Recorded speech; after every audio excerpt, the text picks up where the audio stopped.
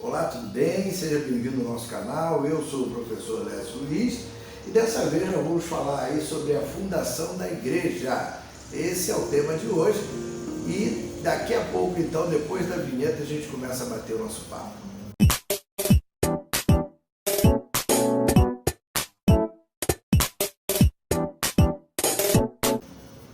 Olá, então, voltando agora para a gente bater esse papo, o assunto de hoje é a fundação da igreja. Como é que é uma casa? Como é que é uma construção de uma casa, né? Como é que a gente faz aí a construção de uma casa? A gente cava aquele buraco para fazer uma sapata, né, chamada sapata, e depois coloca os ferros e aí faz a amarração para que a casa esteja toda ligada, para que o vento não a derrube, depois coloca concreto, faz os caixonetes, né, primeiro, depois coloca o concreto com pedra, cimento, areia, então faz uma estrutura bem forte. E a igreja também, ela tem aí essa estrutura forte, né? O primeiro bate-papo que Jesus teve ali com Pedro, a respeito, quando usa a primeira vez a palavra igreja, né? Ele fala para Pedro: olha, Pedro, apacenta as minhas ovelhas, cuida das minhas ovelhas. Ali começa a história, né? No vídeo passado nós falamos aí sobre Atos 2, ali é inaugurada a igreja, e essa igreja então ela é fundada, né? O alicerce dela é o Cristo, Jesus Cristo é o alicerce dela.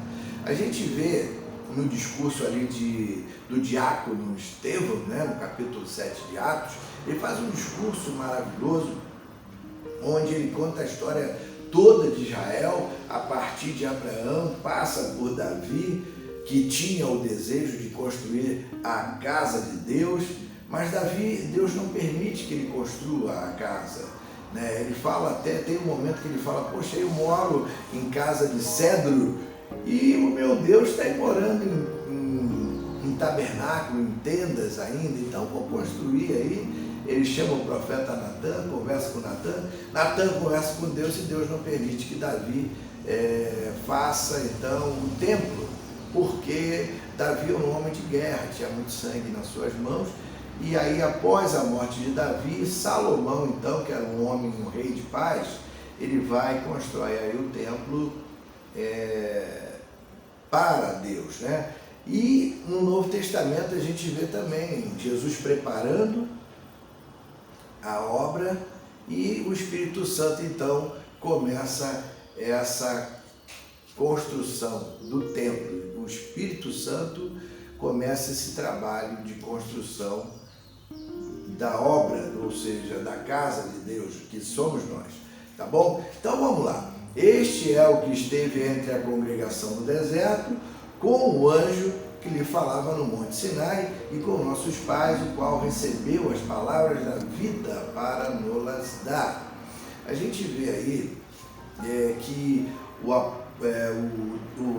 a gente vê que o diácono Estevão, quando ele fala para os judeus, né, e depois ele é apedrejado, depois desse discurso maravilhoso, eu recomendo que vocês leiam o capítulo inteiro do livro de Atos, né, no capítulo 7 de Atos, vocês vão ver que maravilha, né? Ou seja, que capítulo maravilhoso, trazendo a história ali, então, desse diácono, né? Falar um pouquinho do que é diácono, qual é a função do diácono. Quando os apóstolos pregavam o evangelho, houve algumas reclamações que as pessoas não estavam tendo assistência, né? As viúvas não estavam recebendo os alimentos, e aí eles então resolvem chamar algumas pessoas para ajudá-los. Essas pessoas teriam que ter uma boa reputação e aí fariam esse trabalho aí de assistência. Então a função do diácono é assistir, né? Ou seja, ajudar aí os pregadores do evangelho, para que eles se dedicassem somente à palavra de Deus e à oração. E entre esses diáconos, um deles se destaca, que é o primeiro mártir ali da igreja, chamado Estevão, né? E no final até do capítulo 7 diz ali que eles colocaram as vestes, as suas capas na frente de Paulo, né? Saulo, e Saulo presenciou então a morte de Estevão, né? Mas nesse discurso de Estevão, eles ficaram com muito ódio, porque eles citam a passagem em que Moisés foi abandonado, ou seja, rejeitado no deserto, após Moisés subir e ficar 40 dias e 40 noites lá no Monte Sinai. Eles construíram um bezerro de ouro, abandonaram então Moisés. E Jesus Cristo também estava sendo abandonado, por isso que eu coloquei ali essa observação. A congregação de Deus rejeitou os dois libertadores, Moisés, libertador lá no deserto, e Jesus Cristo agora no Novo Testamento também sendo rejeitado pelo seu povo.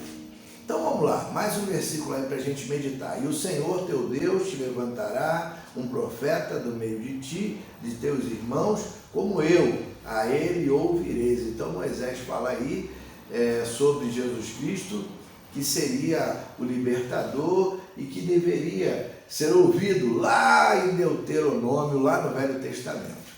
Vamos lá.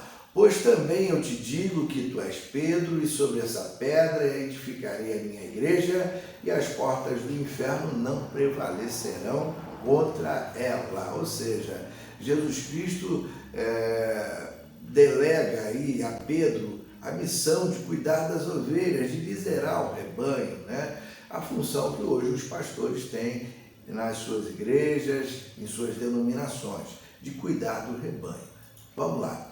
Então uma nuvem cobriu o tabernáculo do testemunho, e a glória do Senhor encheu o tabernáculo. Êxodo 40, versículo 34. A gente vê nesse versículo que Deus descia no tabernáculo, Deus se fazia presente entre o povo através de uma nuvem. Essa nuvem era a própria presença de Deus entre o povo. Então Moisés, antes de ter essa presença entre eles ali, de receber a presença de Deus, Moisés fez tudo conforme Deus havia ordenado a ele. E aí Deus vem e se manifesta. Então Deus se manifesta onde há a obediência. Doutrina dos apóstolos, edificados sobre o fundamento dos apóstolos e dos profetas, de que Jesus Cristo é a principal pedra da esquina. Aí sim, aí chega a parte da fundação da igreja. Jesus Cristo, ele sim é a pedra, não é nenhum outro homem e nenhum outro nome é dado pelo qual devamos ser salvos. Jesus Cristo, então, é chamado de pedra da esquina. O que seria a pedra da esquina para aquela época? Era uma pedra que ficava, de sustentação das casas. Era uma pedra que servia de alicerce como coluna para a sustentação das suas casas. Essa pedra era chamada pedra da esquina. Então a Bíblia chama Jesus Cristo de pedra da esquina. Mas devemos guardar esse versículo aí, Efésios 2:20. Vamos lá. A igreja precisa ter sensibilidade.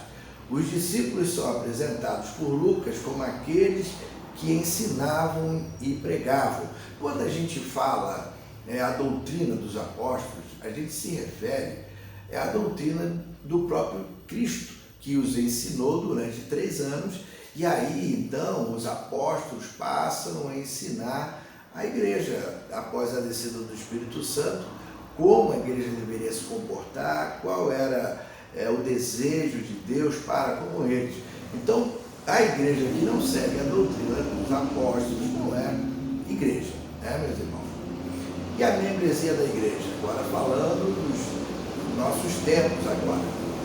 A igreja precisa ter sensibilidade, e eles disseram: crer no Senhor Jesus Cristo e serás salvo tu e a tua casa.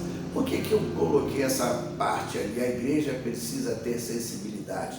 Para que Paulo salvasse esse carcereiro, que ele estava na prisão com Silas, Paulo foi proibido de passar em várias cidades, né? Deus não permitia, através do Espírito Santo, Deus foi levando até chegar a esse local, e ali ele passava pela cidade todos os dias, né? E tinha uma menina que gritava na multidão: aí vai o homem de Deus, aí vai o homem de Deus, aí vai o homem de Deus. Elogiava toda vez Paulo quando passava. Essa menina era uma adivinha, né? E ela dava muito lucro para os seus donos.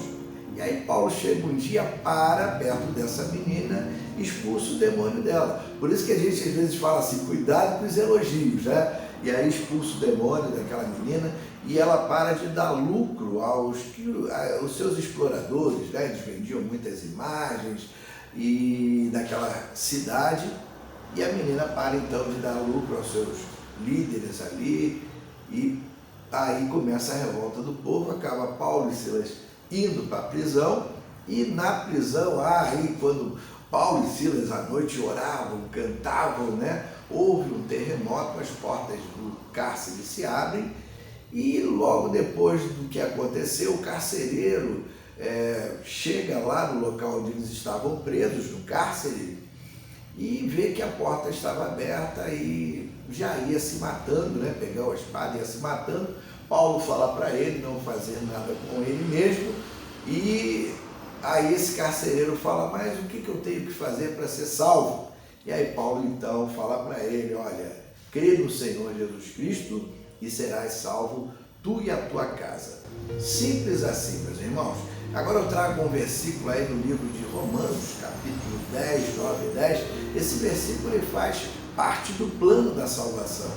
E ali é a simplicidade do evangelho exposta para os judeus que acreditavam que através das suas obras eles seriam salvos. Na época deles, você no dia de sábado, se estivesse pegando umas espigas de milho no dia de sábado, né, eles te apedrejariam. Então vem Paulo com esse amor e pregando o evangelho da simplicidade.